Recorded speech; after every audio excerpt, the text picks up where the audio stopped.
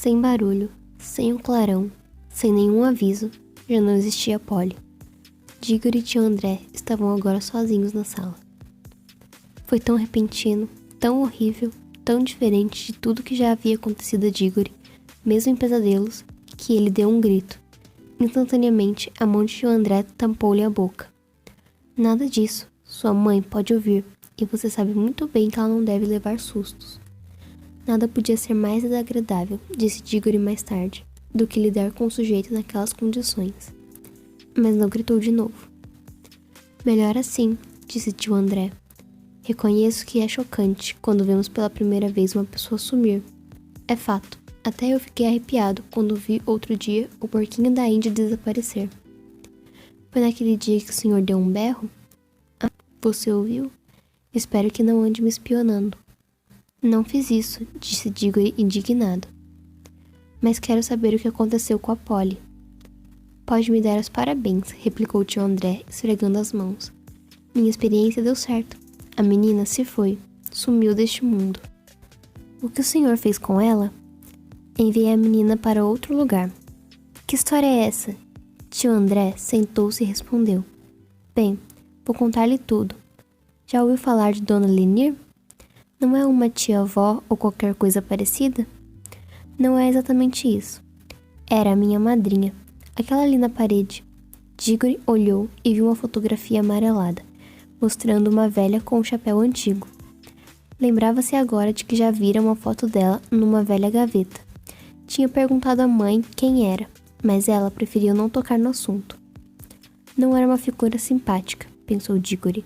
Mas a gente nunca tem certeza quando se trata dessas fotografias antigas. Havia alguma coisa? Algo errado com ela, tio André? Perguntou o menino. Bom, respondeu o tio estralando os dedos. Isso depende do que você chama de errado. As pessoas são tão quadradas. Sem dúvida, ficou bastante esquisita nos seus últimos tempos. Não tinha muito juízo. Foi por isso que aprenderam. Num hospício? Não, que isso. De maneira nenhuma. Só na cadeia. Ah, sim. Por quê? Ah, coitadinha, respondeu o tio André. Andou agindo mal. Tanta coisa. Mas não vamos falar nisso. Sempre foi muito boazinha pra mim. Escute, tio. O que tem a ver uma coisa com a outra? Quero saber se Polly... Tudo a seu tempo, rapaz. Eu era uma das poucas pessoas que minha madrinha gostava de ver quando adoeceu gravemente. Ela não se dava com as pessoas comuns, ignorantes, entende? Também eu sou assim. Mas ambos nos dão as mesmas coisas. Poucos dias antes de morrer, ela me disse para ir buscar em sua casa uma pequena caixa que ela guardava numa velha escrivaninha. No momento em que toquei a caixa, já senti, pelo formigamento dos meus dedos, que tinha nas mãos um vasto segredo. Deu-me a caixa e tive que fazer-lhe uma promessa. Logo que ela morresse, tinha de queimar tudo, sem abrir, depois de certas cerimônias. Não cumpri minha promessa. Não diga, foi muito feio da sua parte, exclamou Diggory. Feio? Perguntou o tio André muito admirado. Ah, estou entendendo. Está querendo dizer que os meninos devem cumprir suas promessas. Muito bem, estou gostando de ver.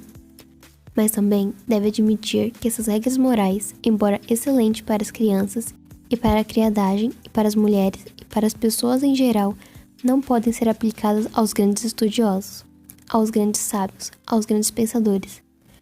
Não, Diggory.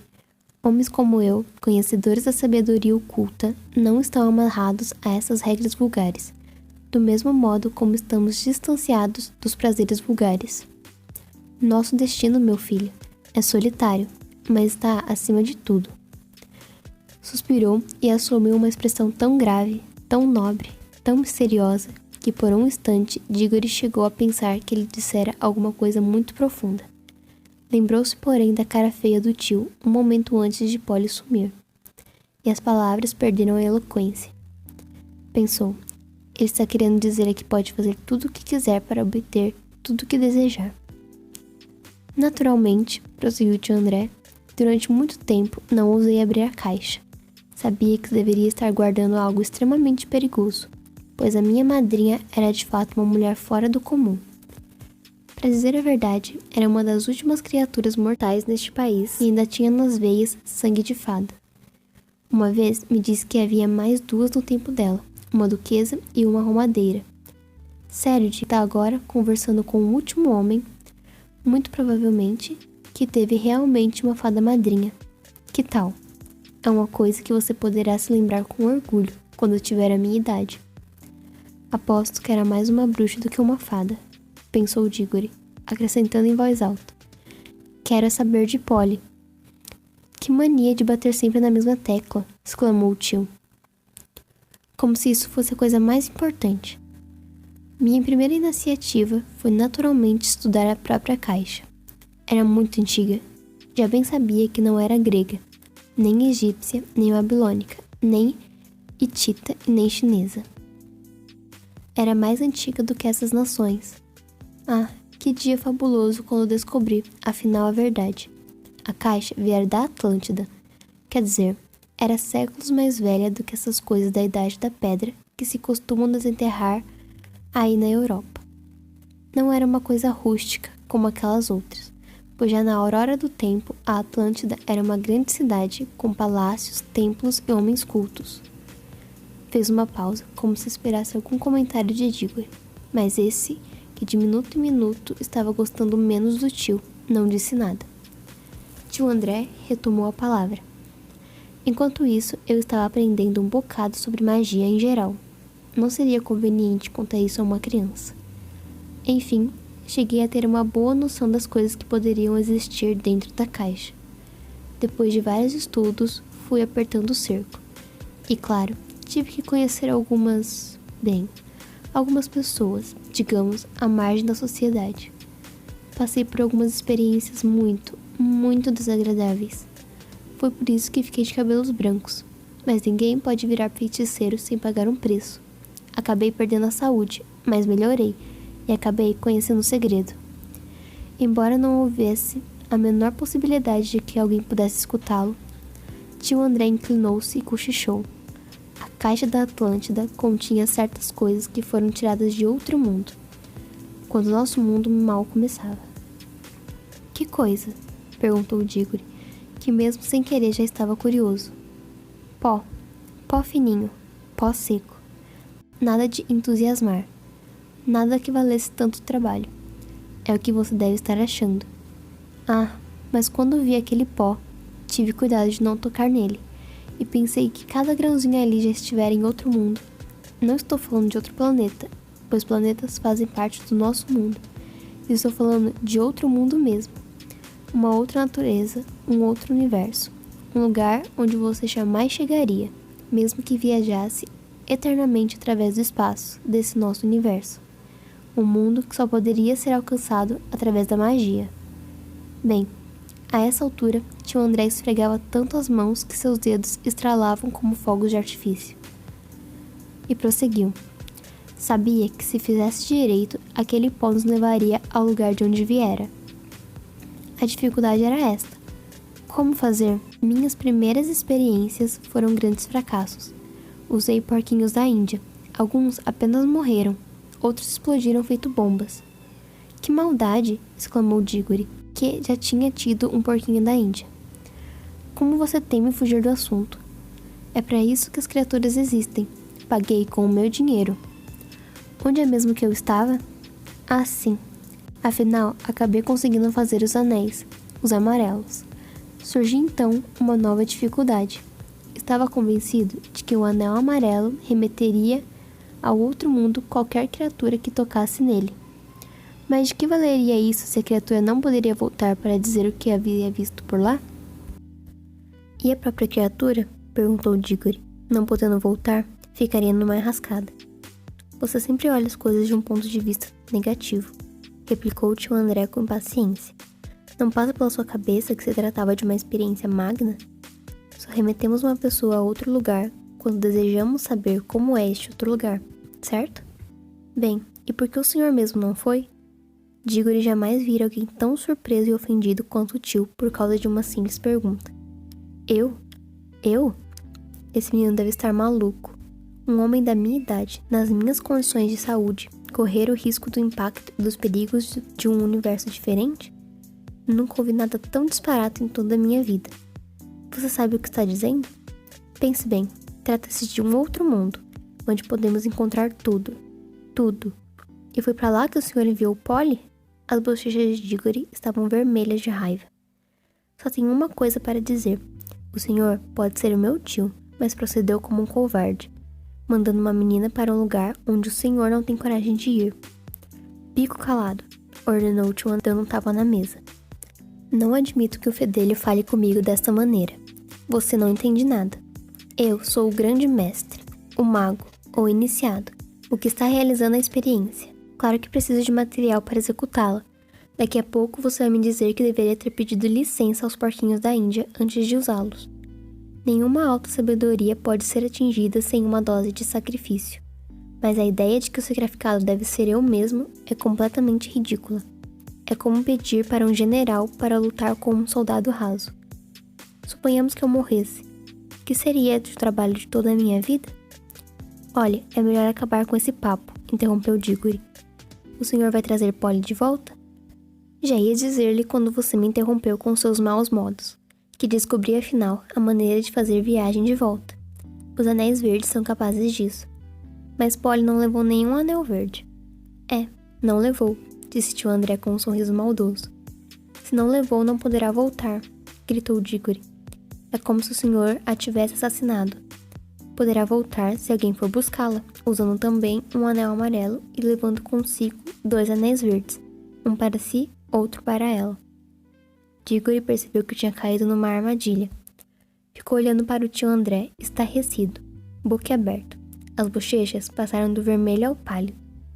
Tio André continuou, agora num tom forte e alto, como se fosse um tio perfeito que tivesse dado ao sobrinho um dinheirinho e um bom conselho. Espero, Diggory, que você não acene agora a bandeira branca. Ficaria muito triste se uma pessoa da nossa família não tivesse a honra e a nobreza de socorrer uma dama em perigo. Oh, calhe a boca, gritou Diggory. Se o senhor tivesse um pingo de honra, iria o senhor mesmo, mas sei que não tem. Está bem, já vi que tenho que ir. Só que o senhor é um monstro. Tudo cruelmente planejado. Ela foi sem saber de nada, e agora tenho de ir buscá-la. É claro, comentou tio André com seu odioso sorriso. Pois muito bem, eu vou, mas tem uma coisa que faço questão de dizer antes de ir. Até hoje não acreditava em magia, agora sei que existe. Sendo assim, acho que os velhos contos de fada são todos mais ou menos verdadeiros, e o senhor não passa de um bruxo cruel como os que existem nos contos. Escute então. Nunca soube de um bruxo que não acabasse pagando por sua maldade no final da história. É só. Todas as coisas ditas por Diggory, foi essa a única que teve endereço certo. Tio André revelou tanto horror na face, que apesar de sua monstruosidade, era quase possível ter pena dele. Um segundo depois, recompôs-se, dizendo, com um sorriso forçado. Bem, é natural que uma criança pense dessa maneira, uma criança criada entre mulheres como você. Não precisa preocupar-se com os meus perigos, Diggory. Não seria melhor preocupar-se com os perigos que passa sua amiguinha? Já há algum tempo que ela foi embora. Se algum perigo existir lá, bem, seria uma pena chegar um pouquinho atrasado. Até parece que o senhor se importa muito com isso, disse Diggory impetuosamente. Já estou cheio desse papo. O que devo fazer? Antes de mais nada, aprender a controlar os seus nervos, meu filho, respondeu o tio André com frieza. Do contrário, vai acabar como a sua tia. Vamos. Levantou-se, calçou um par de luvas e dirigiu-se para a bandeja de anéis. Eles só funcionam quando estão de fato em contato com a pele. Com luvas, posso pegá-los à vontade. Assim. Se levaram no bolso, nada acontecerá. Mas tenha muito cuidado para não colocar a mão no bolso por distração. No momento em que tocar um anel amarelo, sumirá deste mundo. Quando estiver no outro lugar, espero, isso ainda não foi testado naturalmente, mas sempre espero, ao tocar um anel verde, você desaparecerá de lá e reaparecerá aqui. Bem, pego estes 2 verdes e deixo que eles caiam dentro do seu bolso esquerdo. Não se esqueça do bolso em que estão os verdes. E para verde e E para esquerdo. V, E. Preste atenção, as primeiras 2 letras de verde. Um para você, um para a garota. Agora pegue um amarelo. Eu, se fosse você, colocaria o anel no dedo, pois assim é mais difícil de perdê-lo. Diggory já estava para agarrar o anel amarelo quando lembrou-se de algo importante. Espere um pouco. E mamãe? Se ela perguntar onde estou? Quanto mais depressa for, mais depressa estará de volta, disse tio André tentando ser animador. Mas o senhor nem mesmo sabe se eu vou voltar. Tio André sacudiu os ombros, deu uns passos, abriu a porta e disse: Pois muito bem, como quiser. Desça para jantar. Deixe as feras devorarem a garota, ou que ela se afogue, ou que morra de fome, ou que se perca no outro mundo, se é o que prefere. Para mim, dá no mesmo. Talvez fosse bom que, antes do chá, você avisasse a mãe dela que nunca mais verá a filha, só porque você tem medo de colocar um anel no dedo. Ai, ai, gemeu Diggory. Queria tanto ser grande para lhe dar um murro na cara.